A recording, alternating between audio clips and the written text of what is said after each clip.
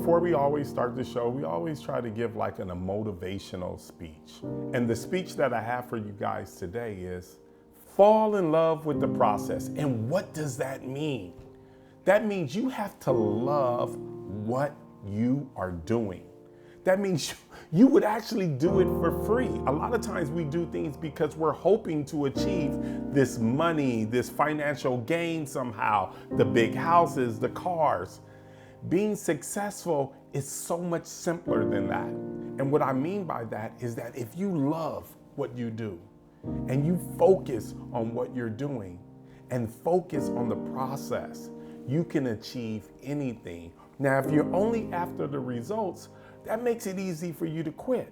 And what I mean by that is that when you don't succeed or you find a bump in the road and you're not achieving what you set out to get, maybe that big house, that car, that big bank account, it makes it easy for you to quit when you don't see those things. But when you love it, when you enjoy it, when it's the best part of your day and you would actually do it for free, those are the things that actually really pay off in life.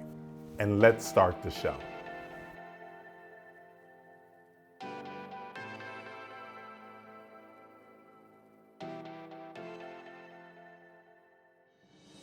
Welcome back to the show. So today we're going to do something extremely interesting and I think also extremely important. So today we're going to talk about labels and being able to read and understand what you are putting into your body. Now, first of all, let me talk about this particular label. Our producer, I guess this is something that he particularly enjoys, and I think he's gonna die. I don't know if he's gonna be with us for much longer. We should definitely look into another producer because who's ever eating this guy is crazy. Now, we got a great video that's gonna talk about the top 10 rules on knowing how to understand that label. Rule 1. Food is fuel. The body burns food to live. Food is fuel for the body, the same way a spaceship burns gas as it zips in between the planets. So what they're stating is that the foods that you consume is the fuel that you need to get through your day. Now, the spaceship in this scenario is your body. I just want to make sure we all understand that. The body burns food as you go about your busy day.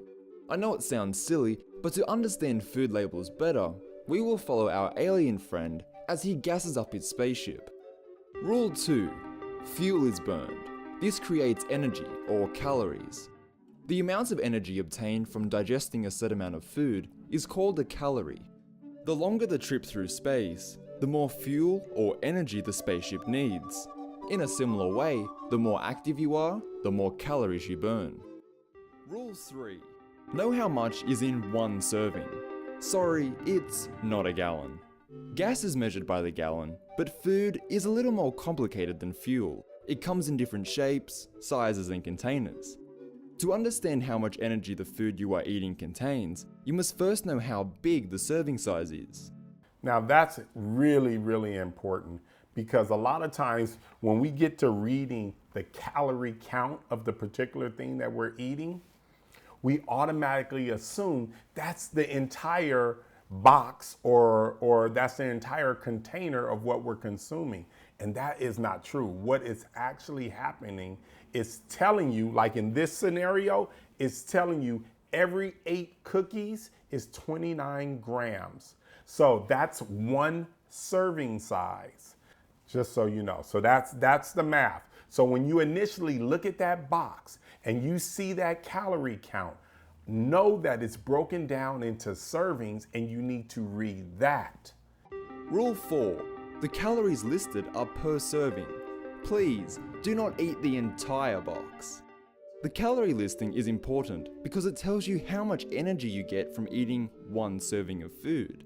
Think of calories per serving the same way our alien considers how many miles he can travel with 1 gallon of gas.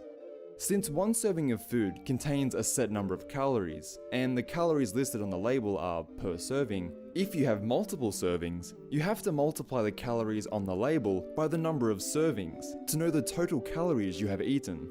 For example, 232 calories times 10 servings equals 2,320 total calories eaten. Rule 5.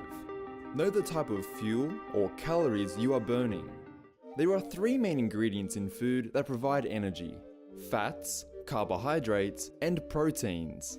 If you add all 3 of these ingredients together, you can calculate the total calories. When our alien chooses his gas, he can choose from regular or premium grade. Both are still gas that his spaceship will use for energy, but the concentrations are different. The same is true for food, only there are way more than 2 food choices. Rule 6. How fatty is your fuel? Fat is the most concentrated ingredient in food. This means that a large amount of calories are present in a small amount of fat. When choosing foods, select those with healthy fats, like fish and nuts. But remember, a very little bit of fat burns for a long time and contains lots of energy. Rule 7. Sugar is too sweet for your tank. Carbohydrates are foods that are broken down into sugar by the body. If you are running a race that requires a lot of energy in a short period of time, carbohydrates are a good choice. However, if not burned right away, carbohydrates are stored almost immediately. Over time, diets high in processed carbohydrates have been tied to many health problems. Choose healthier foods with less than 20 grams of carbohydrates per serving. A great rule right there. They said try to pick foods that have less than 20 grams of carbohydrates, which is sugar. So therefore, you're going to keep that sugar count low. So that's something we definitely need to look for. Rule 8. Premium fuel for the body has a lot of protein. Protein is the third and final ingredient in food that provides us with calories. When the alien chooses high-grade fuel, his spaceship runs smoother for many years. Premium fuel for the body is high in protein.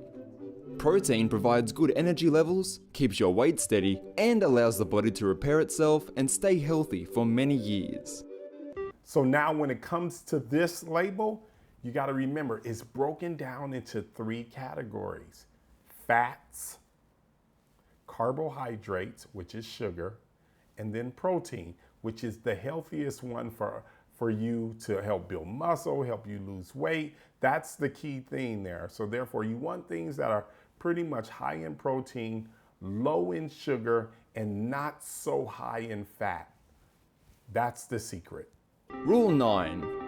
Food ingredients should not be in a foreign language. So when it talks about the ingredients being in a foreign language, they're really not actually talking about a foreign language. They're really communicating to you if that you're having a hard time pronouncing the words, then you know you're dealing with something that has a lot of processed foods in it. And that's not good for you and your body. So therefore, the least amount of ingredients is always going to be the better product and always going to be the healthier product for you to consume. Now, if you see a billion of ingredients inside of a product, then you already know you're dealing with something that's probably processed. The ingredients found in the food you are eating are at the bottom of the nutrition label. Chances are, if you cannot pronounce the ingredients, that food is not a healthy option. Rule 10. Fuel with too many ingredients will clog your engine. Our alien knows that fuel with a long list of ingredients is likely processed and contains fillers and preservatives that... So when it talks about clogging your engine, that means slowing up your digestive process. And the slower that digestive process moves, the harder it is for you to release that from your body, and it actually contributes to you gaining weight. May be unhealthy for his spaceship's engine. In a similar way, choosing foods with a lesser number of ingredients that you can pronounce is a good way to make sure the food you are about to eat is less processed. First of all the points that they made in this particular video and the way they simplified it, I loved it. So this is the challenge that I actually have for you. The next time that you have a product, I want you to review the information on the back of that product and make a sound decision. Is this the product for you? Now we're going to move on to banned foods and why are they being banned in Europe but not in America. So now I'm going to share this video with you guys that I found extremely interesting about banned foods in Europe.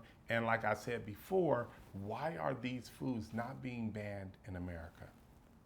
We want to turn now to a series of stories that we are doing this week on how U.S. food regulations have left American consumers exposed to chemicals and additives that have been banned in other countries. CBS's Holly Williams goes in depth to show us how some of these ingredients may be linked to cancer and other health-related issues. From baguettes to focaccia, Europe is famous for its bread, but one ingredient is missing. Potassium bromate is a suspected carcinogen that's banned for human consumption in Europe as well as China and India, but legal in the US. What the hell is wrong with America? Why are we always in last? Why are we last to make these kinds of decisions when it comes to chemicals in our food and having them removed because we know it's unhealthy for us and it's causing cancer in our communities? Where it's used by some food makers to strengthen dough and estimated to be present in over 100 products. There is evidence that it may be toxic to human consumers, that it may even either initiate or promote the development of tumours. Professor Eric Millstone is an expert on food additives and told us European countries take a much more cautious approach to food safety. Can we say for sure that these differences in regulations mean that people in the US have developed cancers that they would not have developed if they'd been eating only in Europe? I think that that is almost certainly the conclusion that we could reach. It's not just potassium bromate, but many other chemicals and substances that are banned here in Europe over health concerns, but considered safe by the FDA. Do you think most Americans are aware that they're being exposed to substances that are viewed as dangerous over here? They probably just think, well, if it's available and it's in the store, then it's probably fine. Stacey McNamara is from upstate New York.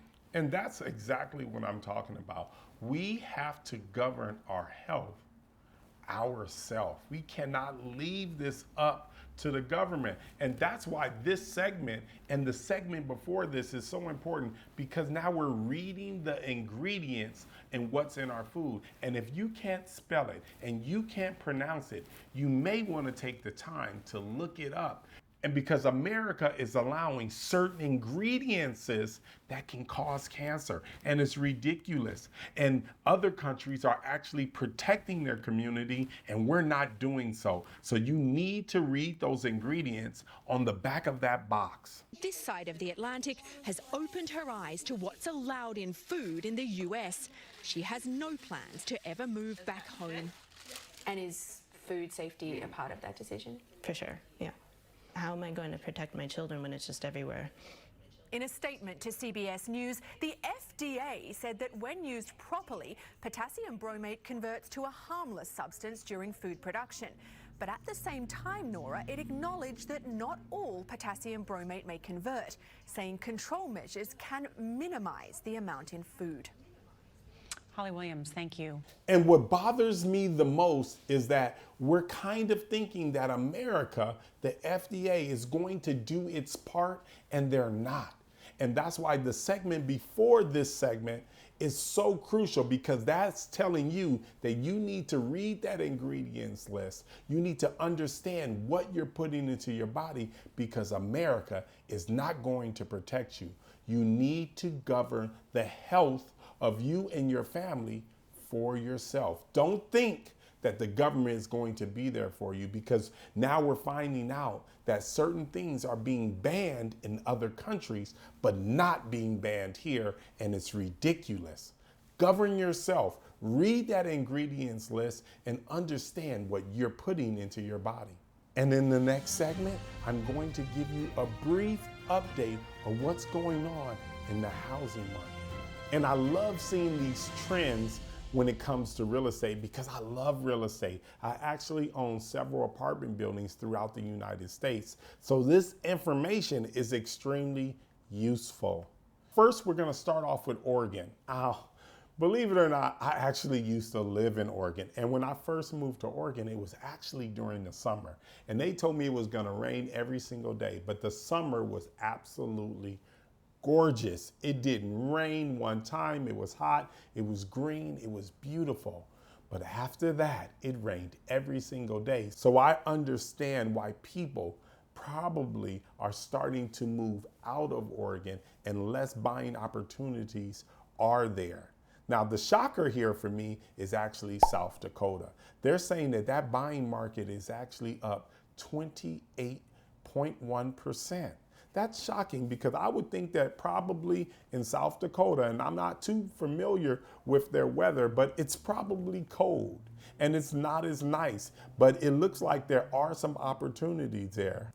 And Oklahoma is up. And I'm super happy about this because I actually own 7,000 acres in Oklahoma and the market is actually up 20%.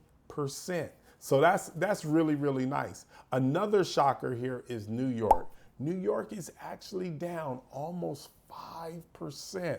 That it looks like more people are actually getting up and leaving New York. To be honest, I'm not too surprised about the plummeting market in New York because I don't particularly enjoy New York. I feel like it's way, way too crowded.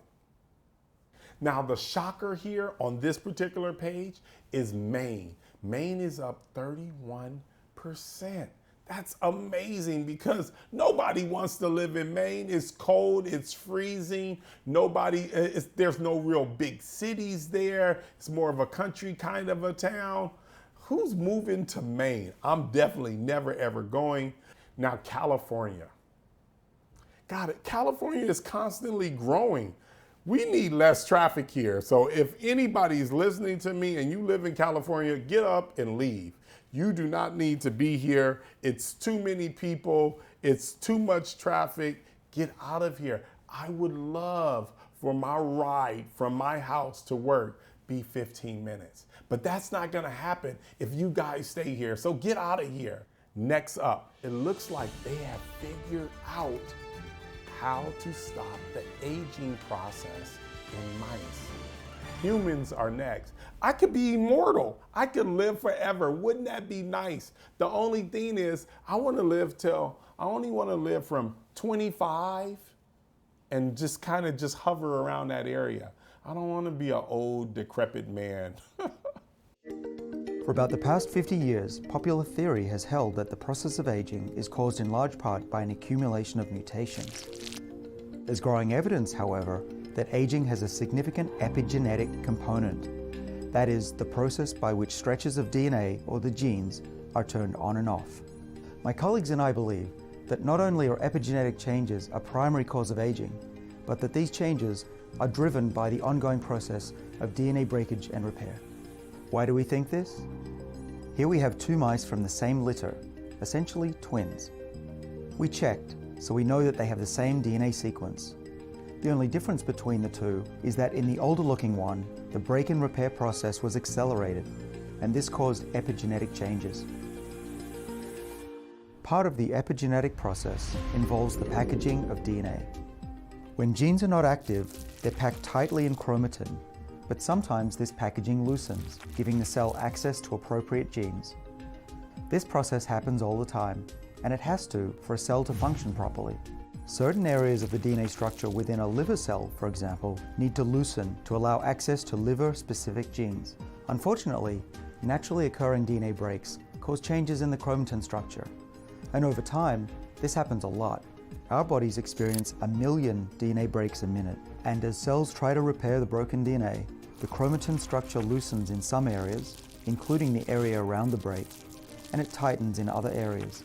And if it loosens in an area that it's not supposed to, a wrong gene might be expressed. This is important because if, for example, liver cells accidentally activate wrong genes, the organ as a whole will begin to show signs of aging. We wanted to test our theory that aging results from DNA break and repair, so he engineered a new strain of transgenic mice. These mice are genetically altered to let us turn on and off a special enzyme. When we turn the enzyme on, the DNA within many of the mouse cells are cut at a number of locations at a rate that is about 3 times the natural frequency of DNA breakage. And each breaking of the DNA initiates a repair. Special proteins that regulate chromatin structure and gene expression move to the cut DNA. The proteins loosen the chromatin and recruit other proteins that repair the DNA. When their work is done, the proteins usually move back to their original locations, and the chromatin structure, the packaging, usually resets to its original tightness. In our mouse, as long as the enzyme is on, cuts are initiated in the DNA. With many breaks happening, the repair proteins are very busy, and this is an issue. With each successive fix, the proteins don't always return to their original locations, and the chromatin structures at the repair locations don't always reset to their original tightness. Actually, the process is a bit more complicated. There are other proteins involved, and these proteins, in addition to assisting with DNA repair, are also responsible for turning genes on and off. With each successive fix, the proteins become more jumbled. This jumbling results in some genes that were initially turned on to turn off, and other genes that were turned off to turn on. Changes like these alter the cells enough to cause them to become more dysfunctional. By the way, just to be sure we weren't disrupting the function of cells, we didn't cut in random places. Instead, we avoided regions that code for genes. So what did we find? Here are the 2 mice I showed you earlier. They are both 10 months old. The older looking mouse had the cutting enzyme turned on for 3 weeks when it was young. The other didn't. To verify that aging we see isn't the result of mutations, we sequence, or read, the entire chromosome of each mouse. So really, the only difference between these mice is epigenetic. To test our theory further, we experimented with resetting epigenetic structures in our aged mice, and we found that we could safely reverse blindness and rejuvenate kidneys and muscle. We used to think that aging was like lines of a recipe being erased. Once a mutation occurred, the DNA code was lost forever. But now we know that cells still have the DNA intact. We just need to teach them how to read that code again. And if we can do that, aging may be much more reversible than we ever thought.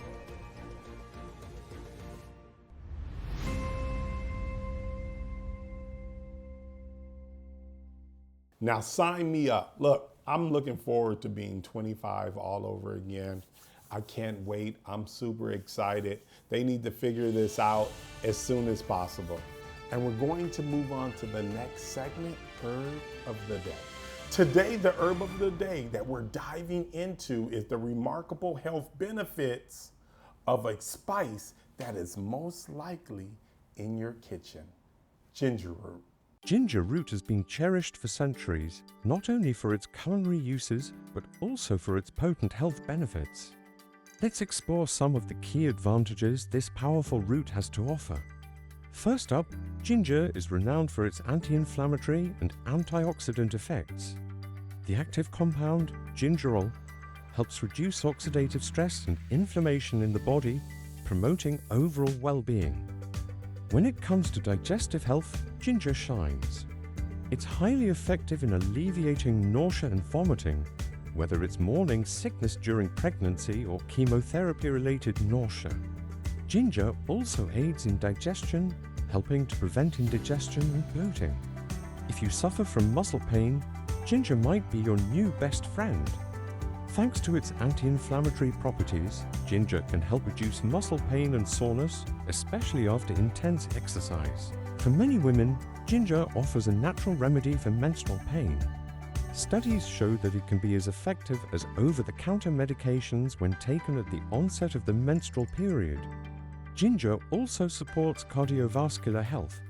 It can help lower blood sugar levels and improve heart disease risk factors, particularly in people with type 2 diabetes. Additionally, it may reduce cholesterol levels and blood pressure. Concerned about cognitive decline, ginger might help. Its bioactive compounds can inhibit inflammatory responses in the brain, potentially reducing the risk of age-related cognitive decline and improving brain function. Ginger is also a great immune system booster, helping the body fend off infections, particularly respiratory ones. Ginger is also a great immune system booster, helping the body fend off infections, particularly respiratory ones. Lastly, ginger has impressive antimicrobial properties. It can combat infections and inhibit the growth of various bacteria and fungi, adding another layer of defense to your health. So, whether you're adding it to your meals, brewing it into tea, or taking it as a supplement, incorporating ginger into your daily routine can offer a host of health benefits. If you're looking for products that have ginger in it on dherbs.com, all you have to do is type in ginger root and it gives off a complete search of all the products that have that particular herb in it. Now, we use this particular herb in so many different products, but I think the one that would be most useful to the people in the United States, since we eat animal products or just meat in general for breakfast, lunch, and dinner, and that's affecting our cholesterol levels. Now, we have a great cholesterol formula here that actually contains ginger root, so it's going to keep those cholesterol levels at a normal range. Thank you for watching the AD Dolphin Show, and don't forget to like, subscribe, and leave a comment, and I'll see you guys next time.